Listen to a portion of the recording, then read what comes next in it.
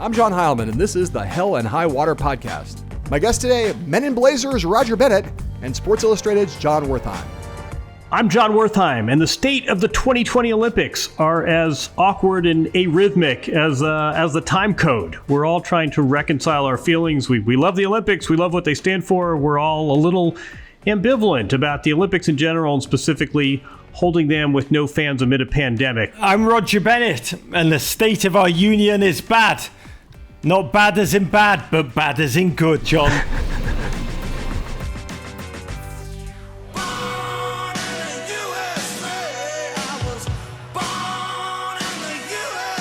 And we are here on Hell and High Water with two guests today, two amazing, brilliant gentlemen, authors of fantastic books. John Wertheim from Sports Illustrated, author of this fabulous book, Glory Days, the Summer of 1984, and the 90 Days That Changed Sports and Culture Forever. John, great to see you. And Roger Bennett, the Roger Bennett, the one and only, the man whose book is in some ways named after the song you just heard. The book is called Reborn in the USA. An Englishman's Love Letter to His Chosen Home. Gentlemen, I was telling you before we started that there's no podcast I've ever done that's meant more to me than this podcast, and I can't tell you, my delight is off the charts. Welcome. It's a joy to be here. Likewise. You guys are, like me, both huge sports fans, but also talk brilliantly about not just sports, but about the intersection of sports and culture and politics and society, and that's what we're going to talk about mostly today. It is 2021, I'm certain, even though we're calling them the 2020 Olympics. Thoughts from a high level, what do you guys think of the Olympics so far? John, you can start. Oh, man. It is a new range of emotion. I mean, there's something sort of sad, and we have great, usually, it's this festive. We're on the streets of Rio, or Sunday, London's been invigorated.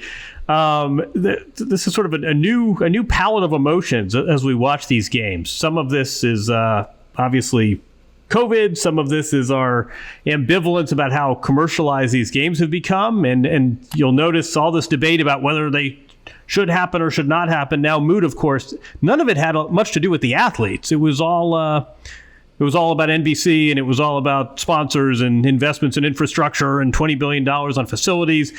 The time change has not been a great ally. We're still sort of, as we speak, we should timestamp this the way we timestamp 2021, but we're still sort of waiting for one of those signature, we're waiting for one of those signature moments. I don't know. I mean, I think one thing we have realized, and they've been especially pronounced at these Olympics, fans kind of matter. And whether it's swimming and diving or gymnastics or tennis, it's really awkward to see these events play out in front of this pasture of unoccupied seats.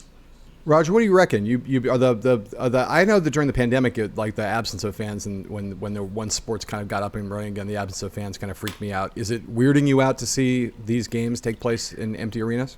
COVID changed not just sports, but it changed your approach to life in general. Football, soccer without fans is nothing.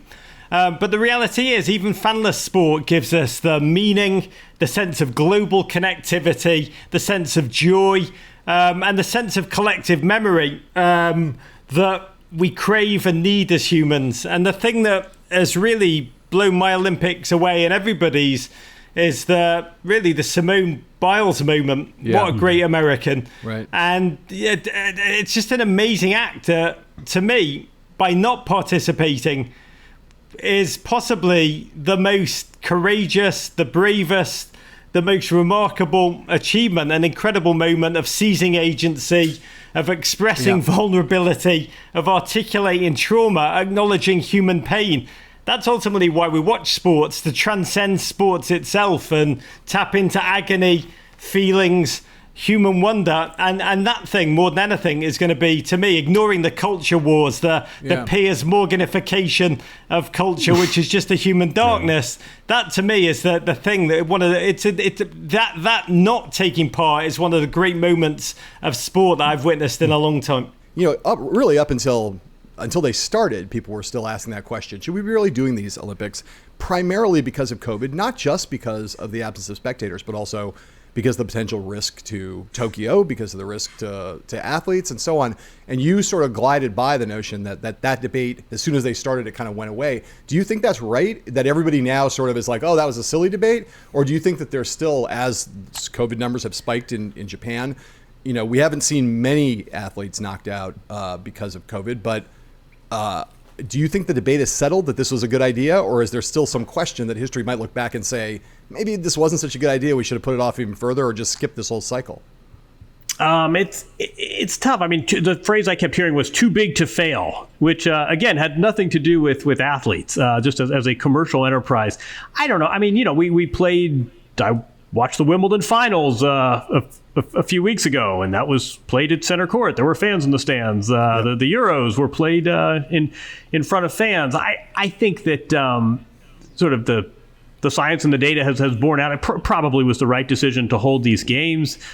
I mean, luckily, I think everyone was bracing for these huge sort of micro clusters. This was going to be a super spreader event, and athletes and events were going to have to get canceled. We really haven't had much of that. I think shared experience is something we could probably all benefit from. It's competition. There's still gold medal winners. I mean, I think on balance, it probably was the right decision to hold these games. But I think especially coming off of these events where you did have fans in the stands, we would have heard, I understand, they just, the Milwaukee Bucks played in front of 18,000 people, and now we're not having the Olympics. So I think it probably is the right decision. Hey, Roger, do you think, you look at the numbers, I know you're a businessman at heart, an entrepreneur, and you're the soul of an entrepreneur, the men in blazers. I have no soul. Well, okay, I was speaking metaphorically, but that's fine. I accept that. Do you look at the numbers, which are fucking abysmal, right? How, if I were going to ask you to do your blue book on why are the numbers down, not just down, but down a lot, what would be your answer? I love any question, John, where I'm asked to speak on behalf of the entire world. It's not an Olympics problem. It's not a television problem. It's really, I mean, all sports leagues are dealing with this same issue, that what was taken for granted. It's why I love John's book so much. Going back to a more innocent time when sports absolutely dominated and was a monolith, which it is absolutely not now. The Olympics is massive. The Olympics is making, in terms of social engagement, driving social conversation, but how it was imbibed in the old. I remember growing up in Liverpool. When Wimbledon was on television, my mother was gone for 4 weeks. She was sat in front of that television for, just an entire 4 bloody weeks. She was not moving as long as Virginia Wade was hitting tennis balls at Chris Evert-Lloyd and England still had hope. And, that notion of having to sit in front of a television and imbibe in the same way, it's not a 2 weeks Olympic problem. Right. It's a football problem. The 90 minutes of a football game is now a soccer game is now an incredible challenge for an audience under the age of 18. And how we adapt, the face of sports, the face of media, speaking on behalf of the world, that's essentially the nexus of the question you're asking me to solve. But what Simone Biles has done is so unfathomably bloody brave. It's the most courageous thing. It's the hardest thing to do.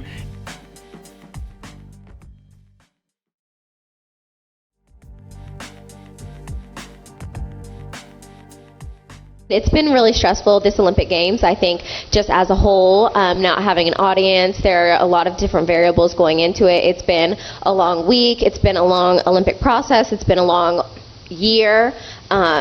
So just a lot of different variables, and I think we're just a little bit too stressed out. We had a workout this morning. It went okay, and then just that 5.5 hour wait or something, I was just like shaking, could barely nap. I've just never felt like this going into a competition before, and I tried to go out here and have fun, and warm up in the back went a little bit better, but then once I came out here, I was like, no, mental is not there. I say put mental health first, because if you don't, then you're not going to enjoy your sport and you're not going to succeed as much as you want to. So it's okay sometimes to even sit out the big competitions to focus on yourself, because it shows how strong of a competitor and person that you really are.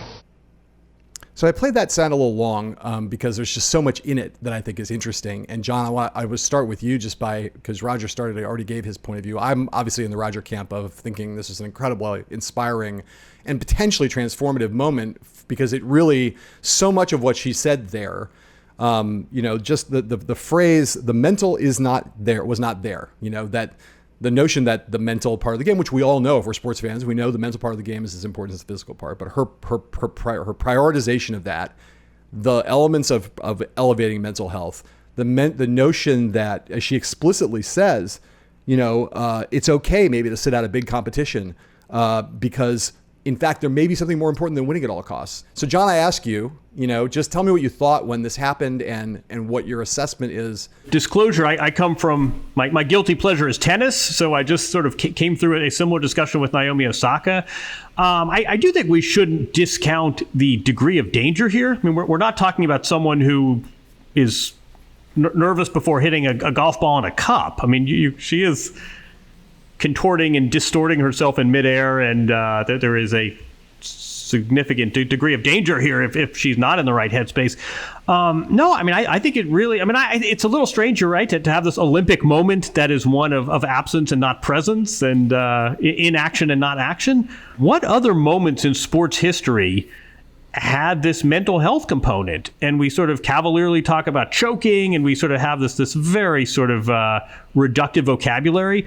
But I started to sort of wonder what other athletes have had mental health challenges, struggles, have not been as outspoken and I would say as courageous as Simone Biles, and what other sporting events throughout history have been impacted by athletes who are going through the exact same thing but did not have the confidence / vocabulary to do something about it the way she has. I wonder, whether you think that it's potentially, as I said before, I don't want to overstate it, but are we going through a transformative moment here where, Naomi Osaka is another example, as John said, where the way we think about what's important about sports and what we value in athletes and what we project on them, what we expect from them, is that we're at some kind of turning point here where we're going to look back and say, this was an important moment, a watershed moment, and where things are changing, I would say for the better. I think most with the three of us would say for the better. But is that where we are right now, do you think? Yeah, undoubtedly. Everything happens in context, and having been in lockdown for past 17 or 18 months as we emerge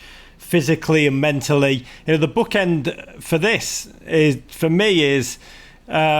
partially Osaka, but it's also Christian Eriksen's collapse in the Euros. I'm sure you remember the opening Danish game of the Euros, a elite athlete in the prime of his career, a European star, off the ball, fell over with the world watching and had a heart attack. Later, the coach, the medical staff said, we lost him on the field.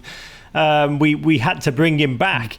And together, the two of them, Christian Eriksen, by the way, while the world was watching, and that Christian Eriksen moment did something incredibly powerful. It forced us, while watching sports, which we normally move to try and get away from the realities of life, it forced us together, because the camera stayed on him for an agonizing, awful amount of time. It forced us to contemplate our own mortality, our own lives, the truth about life, that we're all going to die, that it's all so fragile and can be gone in a moment. So seize it, thrive on it, take nothing for granted. All hail sports. In that moment, it was a reminder. We watch sports for those moments that transcend sports. That's a funny thing to say, but it's true. That's why we watch, for sporting moments that transcend sports. And this moment by this incredible human being to me, Simone Biles. By the way, it has to be said, what we do not know about the Larry Nassar case.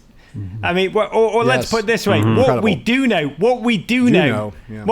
makes it one of the most horrific things I can contemplate, and that needs to be said as context. But what Simone Biles has done is so unfathomably bloody brave. It's the most courageous thing. It's the hardest thing to do. In this moment, I can only think about what she's done at the moment. She's made us think, in the same way as what happened to Christian Eriksen made us think. She has made us think about feelings, about humanity, about priorities in the most profound way. And my Lord, we need that. In 1984, it's exactly what you said. We all knew the Karate Kid because we all went and saw it. We all listened to the same pop music. We all watched the Olympics. We all knew each other better because there were just the battery of choices was so much narrower.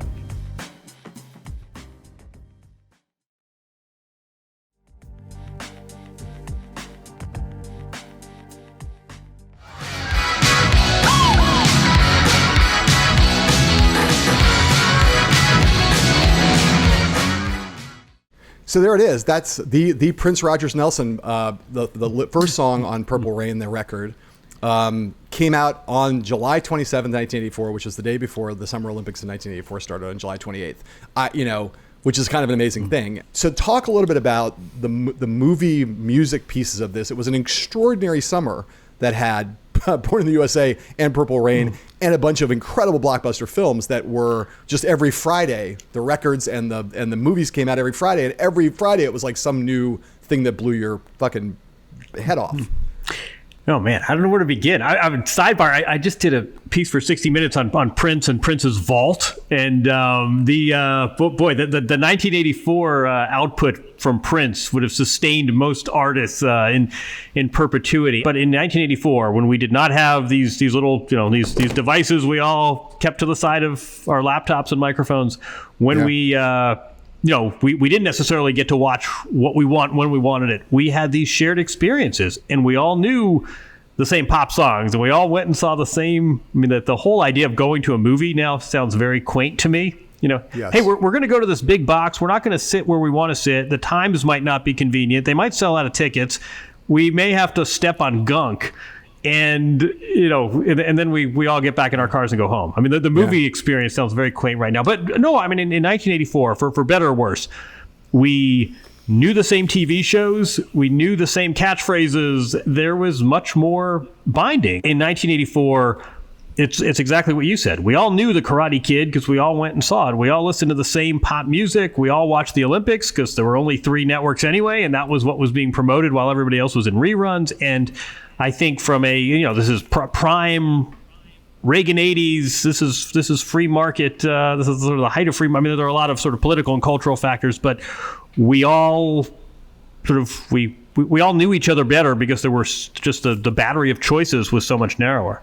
The reality is that part of what fed all of this was the MTV and being able to see these performers, to see Bruce Springsteen, to see Prince, to see those videos that became iconic. Courtney Cox, on Dance in the Dark, and Prince. The whole movie Purple Rain was just one long music video in a lot of ways. People like Morris Day and the Time got famous because of that, and no diss to Morris Day and the Time. But for a kid growing up in Liverpool in December of 1984, was like MTV. I don't remember in your book whether you talk about MTV specifically, but was that like a lifeline for you? I guess MTV Europe didn't start until somewhat later.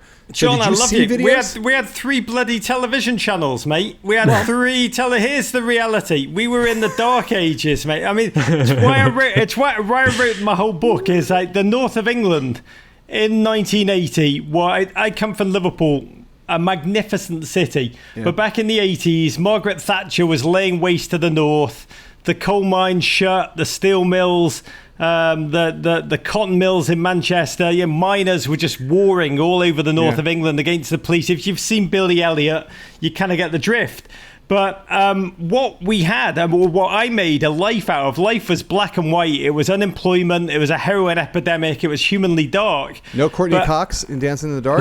But here's the important thing that you need to understand about America. We got it all, but we got it all years later. There was a lag in those days. So I subscribed to the Rolling Stone magazine. It would come 6-7 weeks later. It would have on the front cover, it would say, Tom Cruise is unbelievable in Top Gun. And I'd be like, what is that movie? Who is that person? And then I'd be like, you know what? I have to wait for at least a year until that bloody comes out. Everything, everything took years, at least a year, sometimes a year and a half. I'm looking at the top 100 signals of 1984 in England. It was all Wham and Frankie Goes to Hollywood. Lionel Richie's in there. We had Wonder saying, I just called to say I love you. But, Prince is just about scrapes the chart. Yeah. And we made do with whatever we could. We had 3 bloody channels in England. And I will say, when a 4th started on a budget that was minuscule, and in 1985, they started to broadcast the NFL for an hour a week. Thank God. It was mind-blowing, life-changing. Another one of the breakthroughs in that period of 84, not invented in 1984, just like MTV wasn't invented in 1984, but the other big breakthrough, of course, ESPN, when we're just beginning to taste the wonders of the 500-channel universe. I want to listen to the very first words, not the very first words, but some of the very first words spoken on ESPN by Lee Leonard. September. This was September 7th, 1979, so a few years earlier. But let's hear what that was like, what ESPN sounded like back in those early days. Hi, I'm Lee Leonard, welcoming you to Bristol, Connecticut, 110 miles from New York City. Why Bristol? Because here in Bristol is where all the sports action is as of right now. And we're just minutes away from the first event on the ESPN schedule. That's the 1979 NCAA College Football Preview. And then we're going to follow that with a doubleheader of games. 2 of the Professional Slow Pitch League World Series games will be seen tonight. Now, softball is one of those rare sports that everybody knows something about. Why?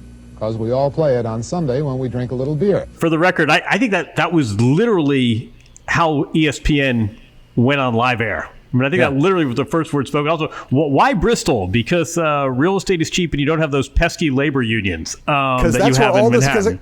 According to him, because that's where all the sports is happening right now. Yeah, right. There's still no sports happening in Bristol even today in 2021. Well, there is softball, which everyone knows from when they drink a few beers. Yes. No, I think ESPN it's a great origin story. And the great pivotal moment came when ESPN had this showdown with the cable operators, and they said, they were paying to get on the air, and suddenly ESPN said, wait a second, we've been doing this for a few years. Everyone likes us. I mean, it's Aussie Rules Football and World's Strongest Man, but we also do these highlight shows that people like, and no one wants your crappy cable if they're not getting ESPN. You don't have the leverage here. We do. And we're not going to pay you a fee to get on Cox Cable, and there are a million of these different cable companies. You're going to pay us. And if you don't like it, people are going to be really pissed off when they get cable and they don't have ESPN. And ESPN won that stare down. In 1984, they got a couple pennies from, I think at the start of the year, there were like 18 million households that got cable. And by the end of 1984, there were 30 million households that got cable. So 84 was a big year for cable. And I think that, I started this book and it was kind of like, well, a lot of shit happened that summer. Was it just, what's correlation and what's just, what's coincidence? Yeah. And what became clear was this thundering force of cable was driving a lot of this, whether it was CNN, whether it was MT. Yeah. I mean, Ted Turner's kind of the genius in all this, who very nearly owned ESPN, CNN, and professional wrestling. He didn't close the latter 2 deals. That would have made him a rather powerful media figure. Not that he wasn't anyway. But no, I think that this cable TV changed everything, certainly in terms of sports. Roger, can you remember when Michael Jordan first came on your radar screen? When's the first time you saw Michael Jordan with a basketball? Yeah, I can. I was on a train to Manchester as a 15-year-old in 1986. And I had a skateboard magazine. I was actually going to the one store in England that sold American footballs, which I so desperately wanted. So I was taking a day, having saved up a small fortune to buy myself a Wilson football. And I had a skateboard magazine, and it had a tiny front of the book piece about this dude, Michael Jordan, who is almost bald. I remember that's what it said about him, because bald athletes, not very big in England. No. And it said he's got this thing, it's a sneaker thing. He's told the powers that be to sod off, and this shoe is sweeping the nation over there. And genuinely, the shoe may have been sold on Mars or Venus as far as I was concerned. I was like, cool. And I had a pen friend in Chicago who I wrote to at that point, and I spoke to him. I said, I hear there's this guy, Mickey Jordan, who's sweeping the nation. And I didn't get any response to him, but he did send me back that classic Sports Illustrated poster of Michael Jordan, tongue out, going for a dunk. I was probably the only kid for at least 10 years in England to have a Michael Jordan poster in their bedroom. It took a long time for basketball to make it, for Michael Jordan to pierce out of that American just velocity that he had here. Congratulations to both of you guys for writing such great books. It's lovely to be with you. Wertheim, it's lovely to spend some time with you. You really are an incredible writer. John, thanks for having us on. Later days, guys. Thank you very much. Thanks for taking the time. That was great. Thanks, guys.